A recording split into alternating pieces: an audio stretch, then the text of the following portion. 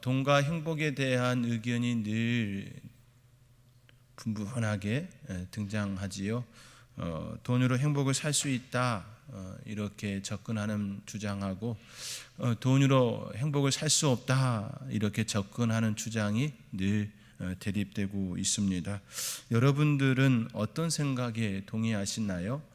돈과 행복 어떻게 바라보고 있으신가요? 돈으로 행복을 살 수 없다라는 주장을 뒷받침하는 그 역설이 이스터린 역설입니다.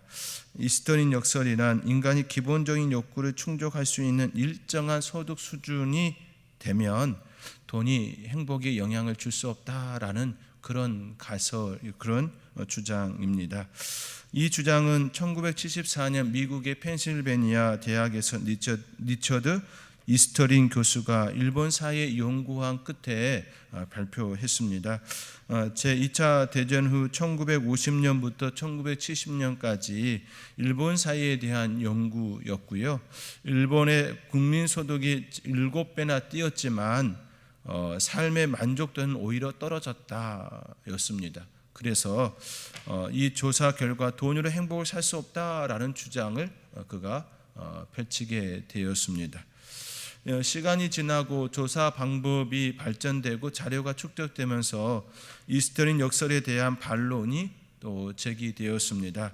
돈으로 행복을 살 수 있다는 주장인 것이지요. 2008년 브루킹스 연구소에서 1974년 이후 세계의 삶의 만족도를 조사한 결과 돈이 행복을 불러오는 경향이 있다라는 주장을 제기하였습니다. 즉 돈으로 행복을 살 수 있다 이런 개념인 것이지요. 더 엄밀하게 이해하면 돈이 있을 때에 더 행복한 삶을 살더라라는 개념입니다. 또한 프리스턴 대학 앵거스 디튼 교수하고 노벨상 수상자인 데니엘 커너먼은 2010년에 소득이 많을수록 행복감도 높아진다. 그렇지만 연소득이 7만 5천 달러를 넘으면 소득 증가에 따른 행복감은 최소한에 그친다라는 주장을 펼쳤습니다. 소득이 많을수록 행복감도 늘어나지만 연소득 7만 5천 달러가 넘으면 그 이후에는 그 행복감이 최소한에 그친다인데요. 연소득 7만 5천 달러면 원화로 얼마나 될까요? 계산되시나요? 약 1,200원 정도 원화로 환율로 접근하면 대략 9억 원 정도입니다. 놀라시지도 않으시네요. 연간 연소득이 9억 원 정도 되어지면 행복과 이 소득과는 크게 영향을 미치지 않는다. 그런데 대부분 연소득 7만 5천 달러를 넘지 않기 때문에 대부분 돈과 행복이 밀접한 관계 속에 있다 이렇게 생각하는 것이 결론으로 접근될 수 있을 겁니다. 이는 현대 사회가 되어지고 점점 더 지금 우리의 사회는 물질의 중요성이 그만큼 강조되고 있고 그 속에서 살아가고 있다라는 의미일 겁니다. 물질로 행복을 살 수 있다는 개념들이 세계인들에게 있음을 부정할 수가 없습니다. 뿐만 아니라 우리들도 이 논리에 대하여 이 주장에 대하여 크게 벗어나지 못할 것입니다. 돈이 없으면 힘들다라는 생각을 우리의 머릿속에 이미 가지고 있기 때문이지요. 신학교 시절에 경제적으로 힘든 시간을 보낸 적이 있었습니다. 두 아이의 아빠가 신학을 시작했으니 넉넉할 수는 없었습니다. 공부와 알바를 병행했습니다. 조금의 돈을 아끼려고 지하철에서 집에까지 걸어가기도 했습니다. 그때는 돈을 아끼려고 걸었는데 지금은 일부러 걷습니다. 돈을 위해서가 아니라 건강을 위하여서 걷습니다. 걷는 것은 같지만 목적이 조금 달라졌습니다. 어떻게 생각해 보면 그때 걸었던 시간은 건강과 물질을 아끼는 일석이조였던 셈이지요. 어떻게 접근하냐에 따라서 조금은 달라질 수 있겠지만 또 나름의 의미가 있었다 이렇게 생각이 됩니다. 수렵 사회에서 농경 사회로 또 농경 사회에서 또 산업사회로, 산업사회에서 금융사회로, 금융사회에서 IT사회로, 디지털사회로 점점 변화가 일어나고 있습니다. 수렵사회에서나 농경사회에서는 물질이나 돈의 비중이 훨씬 덜 차지했습니다. 그러나 이제 산업사회, 금융사회, 디지털사회가 되어지면 되어질수록 우리는 그 물질의 중요도를 더욱 뼈저리게 느끼고 살아가게 되지요. 지금 우리의 모습은 어떻습니까? 매우 금융사회 또 디지털사회에 살고 있기 때문에 물질의 중요도를 뼈저리게 굉장히 많이 느끼고 있다라고 말해야 될 것 같습니다. 오늘 본문을 통해서도 물질과 우리의 삶에 대해 조금 더 생각해 보기를 원합니다. 오늘 본문이 여러분들이 잘 알고 있는 것처럼 롯이 선택하여 나갔던 그 부분이지요. 아브라함이 롯에게 자하면 우하고 우하면 자하리라 라고 하는 그 말씀에 따라서 그가 선택하고 또 나간 그 부분이지요. 이것이 결국 물질과 매우 밀접한 부분을 차지하고 있습니다. 그래서 오늘 본문을 통하여서 물질과 우리의 삶에 대해 한번 더 조금 더 생각해 보기를 원합니다. 아브라함은 경제적인 이유, 즉 기근으로 애굽에서 생활하였습니다. 원래 베델 그곳에서 생활하다가 기근으로 인하여서 애굽으로 내려가지요. 그래서 그 애굽에서의 삶은 자신의 아내를 누이라 속이기도 하고 그렇게 그럼에도 불구하고 하나님께서 아브라함을 지키시고 보호하여 주셨던 에피소드가 있지요. 이제 시간이 흘러 그가 생활하였던 베델로 다시 올라옵니다. 베델은 아브라함에게 있어서 은혜의 장소이지요. 그 장소는 처음으로 제단을 쌓고 여호와의 이름을 불렀던 장소이기 때문에 그렇습니다. 4절에 있는 것처럼 그가 처음으로 제단을 쌓은 곳이라 그가 거기서 여호와의 이름을 불렀더라라고 기록되어 있습니다. 첫사랑은 누구에게나 설레임이 될 것입니다. 여러분들도 그러시요? 첫사랑 생각하면 마음이 좀 따뜻하지 않으신가요? 아니면 조금 아련한 그런 아픔으로 또 남으시나요? 어떤 모습이든지 간에 첫사랑은 우리에게 있어서 여러 가지로 여운을 남깁니다.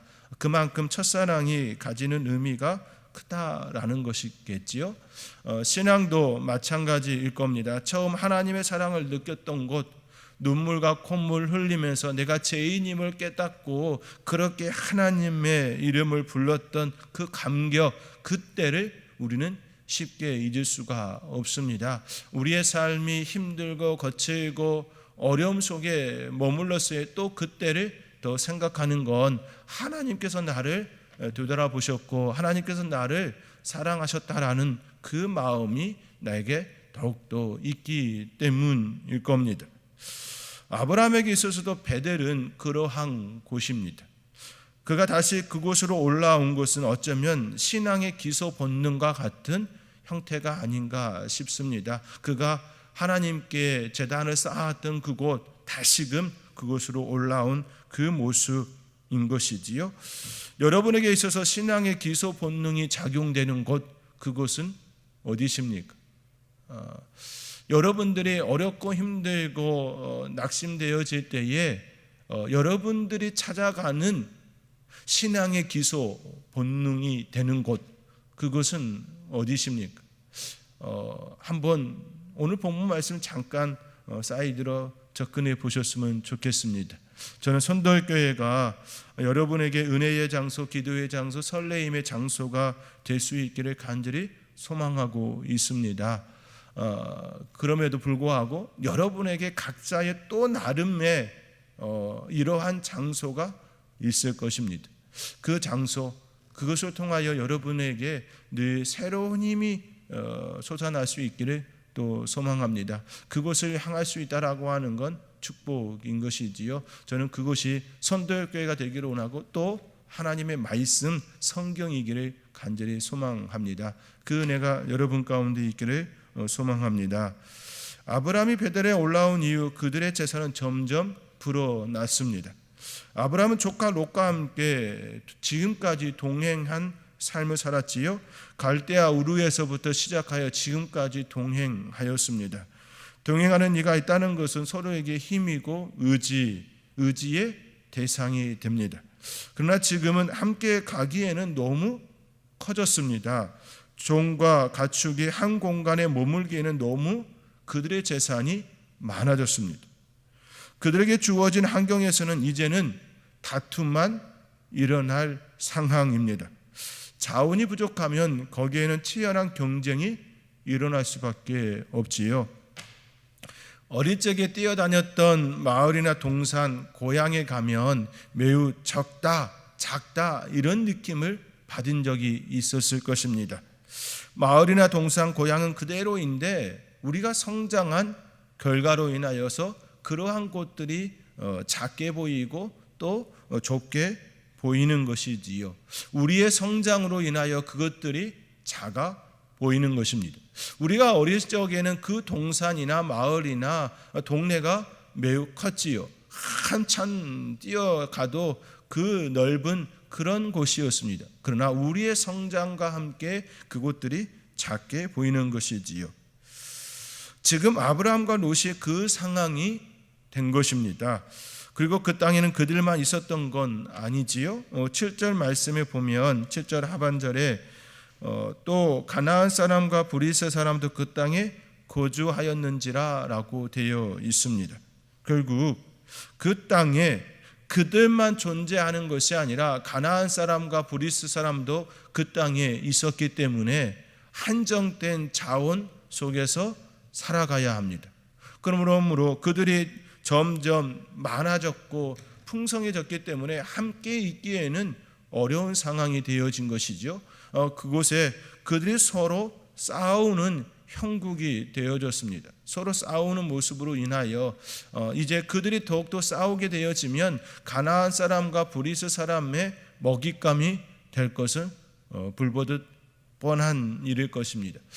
그런 모습이 그들 가운데 일어났습니다.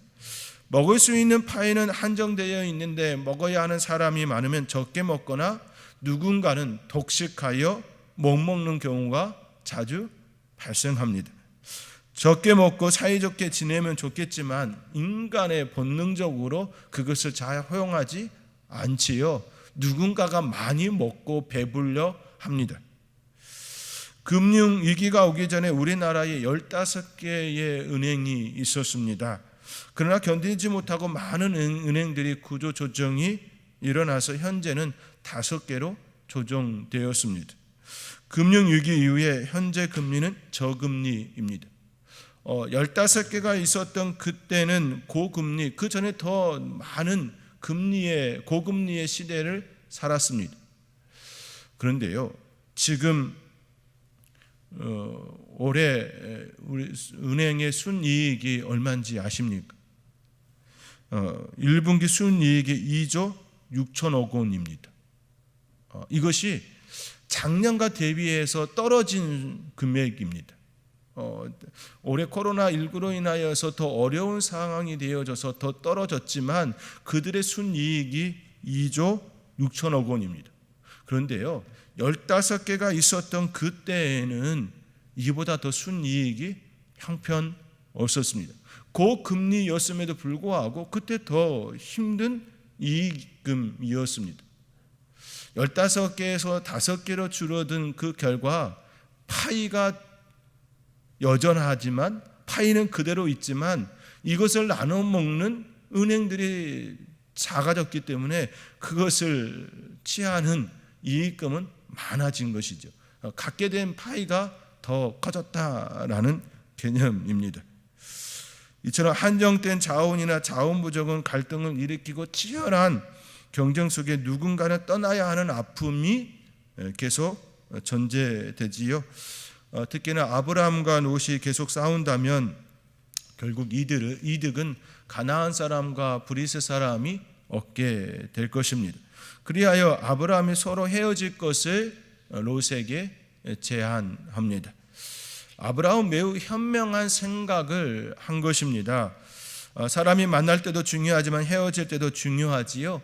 다시 만나지 않을 사람들처럼 헤어지면 앙금만 남게 됩니다. 그런 면에서 아브라함은 매우 현명한 사람입니다. 그가 먼저 롯에게 제안했습니다. 그 제안은 선택권을 롯에게 준 것이지요. 9절에 있는 말씀처럼 내 앞에 온 땅이 있지 아니하냐, 나를 떠나가라. 내가 자하면 나는 우하고 내가 우하면 나는 자하리라. 그에게 선택권을 주었습니다. 이 얼마나 멋진 제안입니까? 먼저 롯에게 선택권을 준 것입니다. 자하면 우하고 우하면 자를 선택하겠다라는 제안이지요. 아브라함은 연장자이고 롯의 삼촌입니다. 여러 면에서 먼저 선택할 수도 있었습니다. 그럼에도 불구하고 먼저 양보를 하였습니다. 아브라함의 아름다운 미담이지요. 매우 좋은 모습입니다. 이에 롯은 선택합니다. 혹자들은 말하지요. 아브라함이 양보했으면 그도 양보하는 것이 마땅한 것 아닌가? 여러분들은 어떠신가요? 연장자이고 또 지금까지 그를 돌봐 주었기 때문에 그의 삼촌에게 먼저 양보하는 것이 옳다고 생각하시나요? 또 이렇게 접근하는 일도 많이 있지요. 우리의 생각에 한번 깊이 생각해 볼 부분이 있습니다. 롯의 선택에 대해서 또 다른 견해에 대해서 그는 영적인 것과 육적인 것에서 육적인 것을 추구했다, 이렇게 접근하는 이들도 있습니다. 여러분들은 어떠신가요? 롯이 선택한 그 선택이 영적인 것과 육적인 것, 이 둘 중에 어느 것을 따랐다고 생각하시나요?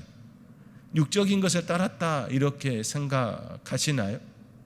한 번쯤 이런 견해에 대해서도 생각해야 될 부분입니다. 우리는 지금까지 많은 성경을 보면서 육적인 것과 영적인 것 이분법적으로 접근한 부분이 생각보다 굉장히 많습니다. 그렇게 접근하면 우리는 오류를 범할 수가 있습니다. 어떤 부분이냐면 아브라함은 롯에게 처음부터 그렇게 제안했으면 안 됐던 겁니다. 롯이 육적인 것과 영적인 것 이 두 가지로 접근해서 육적인 것을 선택했다라고 한다면 아브라함 제안 그 자체가 잘못된 겁니다. 영적인 것과 육적인 것을 두고 너 어떤 것을 선택할래? 라고 하는 개념이 되는 겁니다. 그러면 그 제안을 한 이가 잘못된 것이지요. 롯이 연장자이고 또 그렇지요? 삼촌인 그에게 양보하는 것이 좋은 모습이다라고 생각하는 것뿐만 아니라 육적인 것을 따랐다라고 접근하는 것, 이 모두가 실은 말씀 전체 속에서 다시 조명해야 합니다. 갑자기 제가 이렇게 말씀드리니 여러분의 눈이 굉장히 크게 뜨여졌습니다. 갑자기 김영래 목사님이, 우리 담임 목사님이 왜 이런 얘기를 하시는가? 아니, 지금까지 우리는 롯의 선택은 육적인 선택이었고 그래서 그 끝이 잘못되었다라고 우리는 알고 또 그렇게 성경을 보았는데 왜 지금 목사님은 그렇게 말씀하지 아니하시고 다르게 말씀하시는가, 다르게 접근하는가, 이렇게 생각할 수 있습니다. 그런데요, 성경 속에서 우리가 접근해야 될 부분을 먼저 보시면 아브라함이 롯에게 선택할 수 있도록 접근한 것에 대하여 아름다운 모습이라고 접근했다고 한다면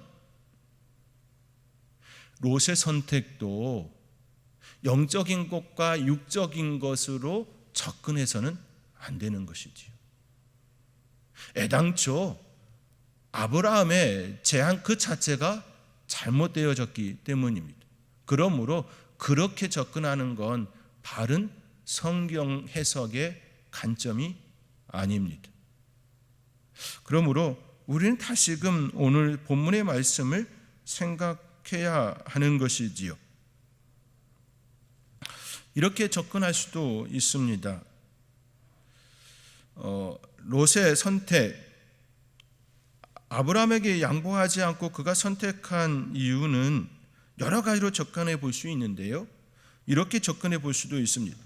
삼촌 아브라함보다는 자신의 경험과 정보력에 있어서 약하다라는 생각을 가질 수 있습니다. 그렇기에 조금 더 나은 것을 선택해야 아브라함과 견주어서 내가 살아낼 수 있다라고 생각할 수 있지요. 약사빨은 그런 개념이 아니라 내가 가지고 있는 능력치가 아브라함보다는 작기 때문에 그보다 조금 더 나은 곳으로 가는 것이 내가 함께 있는 목자와 가축을, 내 가족을 잘 부양할 수 있다라고 접근할 수 있는 것이지요. 이렇게 생각하면 롯의 선택은 매우 현명한 선택이 됩니다.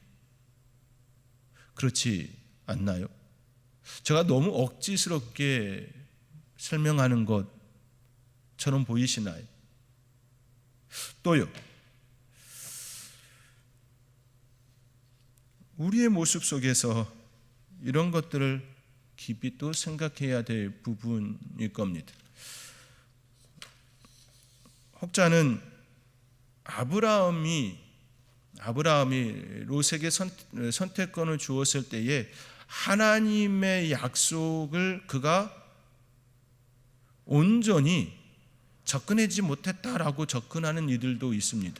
이 말이 무슨 말이냐면, 가나안 땅을 그에게 약속으로 주어졌으면 처음부터 아브라함이 가나안을 선택했어야 했다라는 거예요. 과연 그 접근이 또 맞는 것일까요? 그렇지요? 한번 생각해 보시기 바랍니다. 롯은 11절의 말씀처럼 롯은 요단 온 지역을 택하고 동으로 옮겨 서로 떠나게 되었습니다. 우리는 떠난 이후 이들의 삶에 접근해 볼 필요가 있습니다. 지금까지 선택에 대해서만 너무 강조되었습니다. 육적인 것과 영적인 것, 이렇게 접근해서 그 선택 자체에 문제가 있는 것처럼 많이 접근해 왔습니다. 우리는 진정으로 접근해야 될 부분은 선택 그 자체에 있는 것이 아니라 선택한 이유를 좀 더 우리는 살펴보아야 합니다. 아브라함은 서로 싸우지 말자라는 이 마음으로 롯이 선택하지 않은 땅으로 옮기게 되었습니다. 롯이 떠난 후에 하나님께서 그에게 나타나서 그에게 축복을 약속하지요.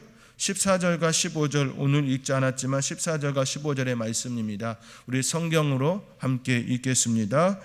롯이 아브라함을 떠난 후에 여호와께서 아브라함에게 이르시되 너는 눈을 들어 너 있는 곳에서 북쪽과 남쪽 그리고 동쪽과 서쪽을 바라보라. 보이는 땅을 영원히 이르리라. 동서남북을 보게 하시고 그 보이는 땅을 너와 자손에게 영원히 주시겠다라고 하나님께서 아브라함에게 축복을 약속합니다. 하나님의 크나큰 축복이지요. 그리고 아브라함은 장막을 옮겨 헤브론에 거주합니다. 그리고 그곳에서 여호와를 위하여 제단을 쌓습니다. 결국 아브라함이 선택한 그 길은 여호와를 위하여 제단 쌓는 것으로 끝을 맺습니다. 이것이 13장 마지막 부분에 일어나는 부분이지요.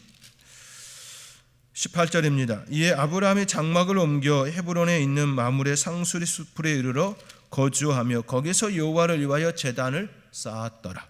제단을 쌓았더라라고 끝을 맺습니다.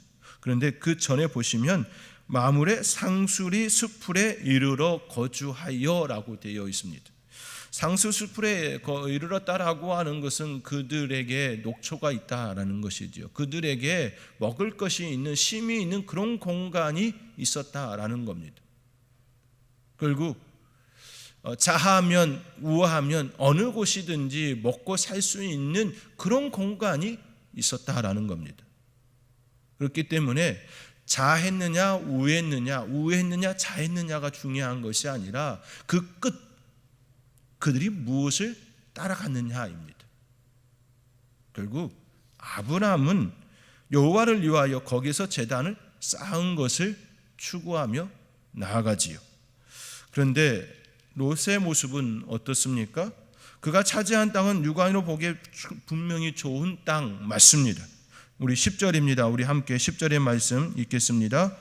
이에 롯이 눈을 들어 요단 지역을 바라본즉 소알까지 온 땅에 물이 넉넉하니 여호와께서 소돔과 고모라를 멸하시기 전이었으므로 여호와의 동산 같고 애굽 땅과 같았더라. 그가 옮겨간 땅은 여호와의 동산 같고 애굽 땅과 같았습니다. 여호와의 동산 같다는 것은 부족함이 없는 상태를 가리킵니다. 아직 제가 들어오지 않은 그 땅의 모습인 것이지요. 그 땅에는 가시와 엉겅퀴가 나지 않은 땅이 바로 에덴 동산, 하나님의 동산이었습니다. 무엇을 해도 되는 땅입니다. 그가 그 땅을 지금 얻게 되었으니 또한 애굽 땅과 같았다라고 하는 것은 물이 풍부하여 녹초가 있는 땅, 우리가 고센 땅을 생각해 보시면 너무나도 잘 알 수 있는 것처럼 무엇을 해도 좋은 그런 땅이 바로 그런 땅입니다. 너무나도 좋은 땅을 선택하였습니다. 그러나 성경은 그 땅을 선택한 것으로 끝으로 맺지 않습니다. 미심쩍은 모습으로 롯의 향방을 가리키지요. 그것이 무엇입니까? 12절과 13절입니다. 우리 12절 13절 우리 다시 한번 읽겠습니다. 아브라함은 가나안 땅에 거주하였고 롯은 그 지역의 도시들에 머무르며 그 장막을 옮겨 소돔까지 이르렀더라. 소돔 사람은 여호와 앞에 악하며 큰 죄인이었더라. 분명 롯이 선택한 땅은 좋은 땅이었습니다. 그러나 점점 그가 장막을 옮겼습니다. 그리고 그가 옮겨간 곳은 악하고 큰 죄인들이 사는 소돔 사람들이 머무는 지역이었습니다. 결국 무엇이 문제입니까? 땅입니까? 아닙니다. 사람입니다. 사람이 사는 곳에는 반드시 문화가 형성되지요. 문화는 사람들이 추구하는 바가 밖으로 투영되어집니다. 결국 물질을 쫓아갔다 이 개념이 아니고요. 그가 동쪽 땅을 선택한 이후에 그곳에서 하나님께 제단을 쌓았더라. 그곳에서 풍성한 은혜를 누렸더라. 이렇게 되어졌으면 문제가 되지 않았을 겁니다. 그런데 그가 점점 장막을 옮겨서 악하며 큰 죄인들이 사는 소돔 지역에 머물렀다라는 겁니다. 그 훗날 소돔과 고모라가 멸망할 때에 하나님께서 롯과 그의 딸들을 또 구원해 내시죠. 근데 그때 롯이 천사를 맞이한 곳이 어딘지 아십니까? 성안이었습니다. 그가 점점 옮겨서 성안 그 앞에 성문 입구에 머물렀다라는 것이지요. 결국 땅, 물질이 문제가 아니라 사람, 문화의 문제였다는 것입니다. 강남의 문화와 강북의 문화가 다르지요. 서울의 문화와 부산의 문화가 다릅니다. 도시의 문화와 시골의 문화가 다르지요. 그 이유는 그곳에 사는 이들이 다르기 때문입니다. 다른 것을 추구하기 때문입니다. 시골은 아직도 농사철이 되면 이웃의 도움을 받아야 살지요. 자연스레 평상시에도 매우 친밀한 관계를 형성합니다.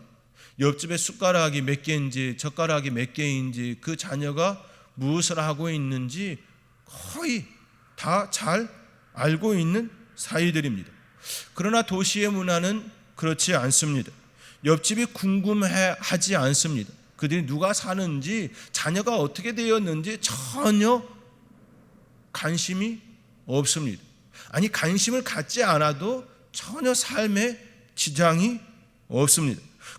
그들과 의사소통을 하지 않아도 사는데 불편함이 전혀 없습니다. 그렇다고 그것을 잘못했다라고 접근하지도 않지요. 롯은 좋은 땅을 선택했지만 점점 악한 자들이 있는 곳으로 장막을 옮겨가고 있지요. 이것이 아브라함과 롯의 차이였습니다.